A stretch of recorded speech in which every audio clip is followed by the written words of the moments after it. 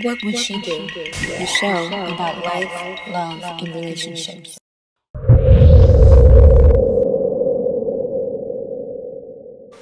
Early morning rush, the chaos before the bell rings, off to school, off the bus. Unnoticed I went as I walked among the unsuspecting, so carefree as they should be. On alert, I wish they would be. Someone somewhere is preparing for a moment, awaiting opportunity, placing blames on faces to which they have attached no name. To them, they're all equally deserving of the pain and loss they feel, a sorrow that time will never ever heal. So much power, so much rage, destined to make the front page. Trending topics, breaking news.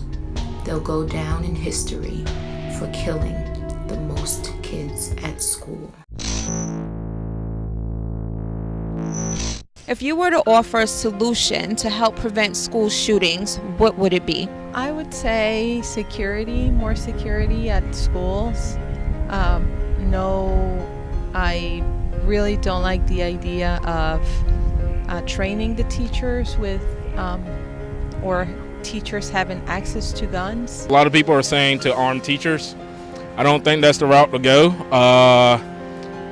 Who knows what could happen if, a teacher just loses it on a kid one day. Gun control is great. The policies need to be in place, but more so the stipulations behind the gun control.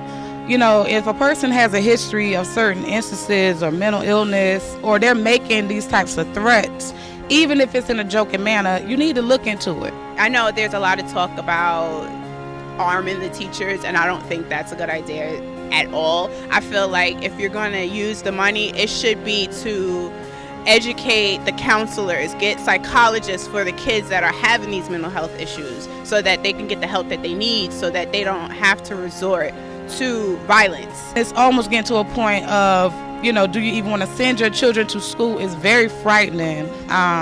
The lawmakers, the policymakers, I think they focus more on money than on the real issues. You have people that's telling you what they're looking for. I don't think arming teachers is the answer. They didn't go to college to educate our youth to carry a pistol in their classroom. I think a huge issue is how it's so easy to access guns in our country.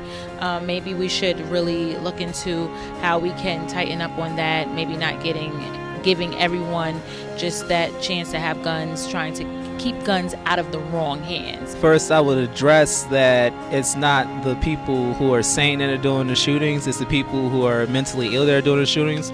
A person who is rational, who is logical, who is in his right mindset doesn't get up one day and decide, hey, I'm going to go kill a bunch of people. It's the people who are not taking the medication, who's not being evaluated, who have access to these weapons that should be addressed. To prevent is to also get to know the kids even more. That's what I feel like, to get to know all your students. Sometimes build a relationship from the principal, go down to everybody, guidance counselors.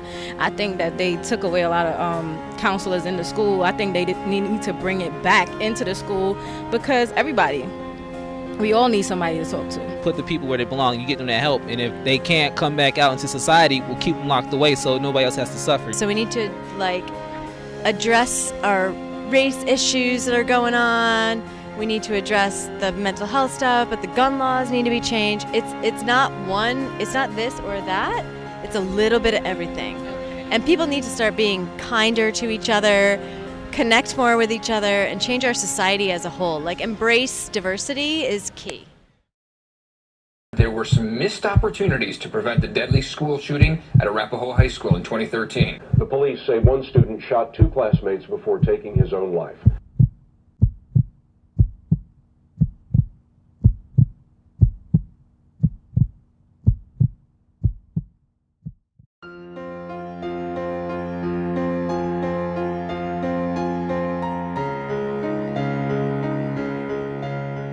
You shared that you were in a school shooting. Tell us about that. I was in a school shooting 4 years ago. It's Arapahoe High School shooting in Centennial, Colorado. And it was really scary. It was my freshman year of high school, and I had no idea what was going on. We heard a loud noise, and we were all in the classrooms, like, getting locked down. And we actually looked up on our phones, like, because we saw, like, all the cops, like, coming around and surrounding our school. And we looked up online, and it was, like, active shooter in Arapahoe High School, and that was our school. And we ended up putting our phones in front of our hearts because we knew if the shooter would shoot us, that our phone would kind of delay or, like, help the bullet, like, not get into our heart. And then we were just sitting ducks, basically, not knowing if we were going to be able to, like, get out or if he was close. The reason why he did the school shooting is because he got kicked off the debate team, and he wanted to kill the teacher that did it. Did you know him? No, it was my freshman year of high school, and he was a senior, so I did not know him. I know there was some warning signs with Carl, so I knew that there was a chance of him doing it, just with him getting kicked off the debate team, which caused him not to get into college. The staff of the school could have made sure and, like, checked up on him before that happened, because there's obvious, like, signs that happen that build up before that's about to, like, happen. And what were those signs? Just how he was angry at his teacher, and the teachers, like, didn't really think anything of it. They didn't think that he would just come the next day and do that. But I mean, basically, I'm just saying, like, making sure, like, the kids, like, the students are, like, okay with, like, their mental and, like, just everything. So, were there any fatalities in that shooting? 2. There's one girl, her name was Claire, and then Carl. He ended up shooting himself in the library, exactly how Columbine went down. After when they started evacuating us, this guy, the SWAT team came busting in the door of our classroom with a big gun, and we thought he was a shooter for a second, so we all screamed, but he was really trying to get us to safety, and we all started running out of the school. Now, with you having that experience, do you think there is any procedure that you could have known to do before to make that experience different for you? Well, I feel like we weren't really prepared at all for a school shooter. I mean, how can you prepare? But, like, not knowing that there was a school shooter and we just thought it was a drill, I feel like that could be different. The SWAT team kind of, like, busting down the door, we didn't know if he was a school shooter or not, but just, like, taking, like, more safety precautions and, like, making us feel more safer, like, even though, like, we didn't know. Even the teachers didn't know if we would make it out. After the school shooting occurred, what security measures were put in place?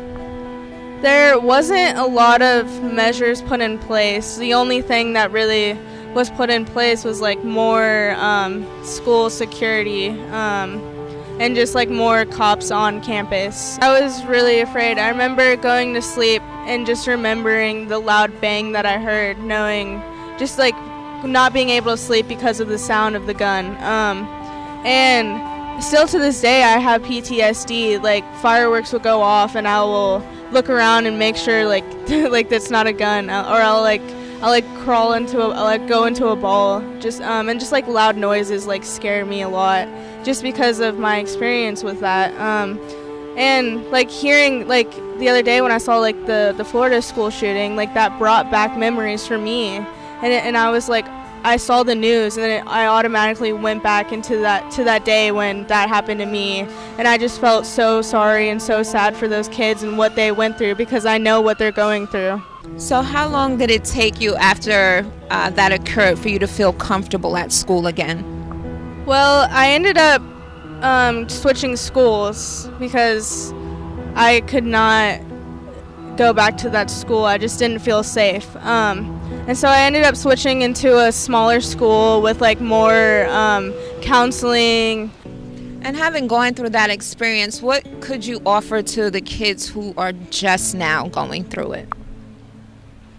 I would say just time is what's gonna make you feel okay again. It's just gonna take time to feel safe again, to feel okay again, and I would just keep your family close and be grateful for your life. Hello, I'm your host, Saran, And you've been watching What Would She Do? On today's show, I wanted to participate in the conversation about gun control and mental health in regards to the school shootings in our country. But I did not want to address the problem without offering solutions. In the intro video that you watched, the original video is 4 minutes long. No one should be able to easily access our kids. So as we discuss gun control and mental health, my perspective on it is a little bit different. My son is 17 years old now. He is in his freshman year of college, and he was in public school and daycare in North Carolina, New York City, Georgia, and Connecticut. And my number one concern, my number one observation over the years has been how easily accessible our children are. We were not prepared for what we might encounter. As we were exiting the building, there was a station set up to monitor who was coming in and out of that front door. However, as seen in the video, there was no one there. So while we have things in place to secure our children, they only work if you're there. There has to be some guidelines to make sure that these kind of things don't happen. I believe that in any school, USA, that the same thing that happened in Parkland can happen again. And the question is not if, the question is when, and we have to prepare our students. I believe that active shooter drills should be mandatory, just like fire drills. Our students have to be aware of what to do in the event that something happens. As you saw, Mercedes, she is a survivor of a high school shooting. They didn't know what to do. They didn't even know that there was a shooting happening until they checked their phones. There has to be something in place, some form of communication, so that everybody is on the same page and they know what to do. Our children should not be sitting ducks in the event of an emergency. I had never met anyone who was in a high school shooting, a survivor of a high school shooting, and in meeting Mercedes, when we hear these shootings, we're talking about them immediately after, and then we're not talking about it again until the next shooting.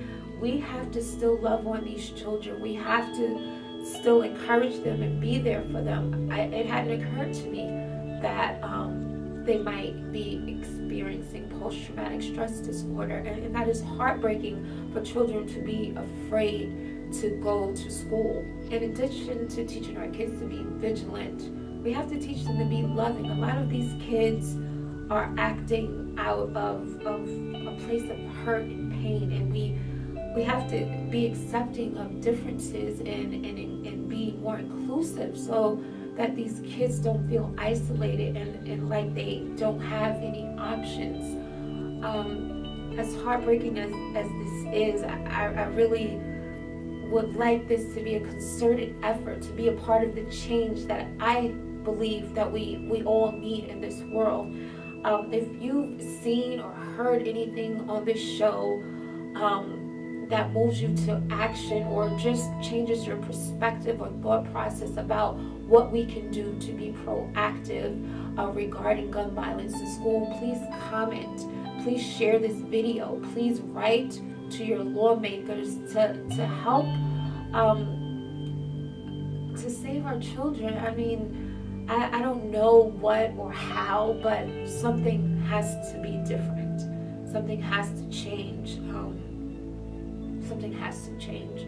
I thank you so much for watching. I'm your host, Saran Almond, and for the reasons previously expressed, I believe those are why more children will die as a result of gun violence in school.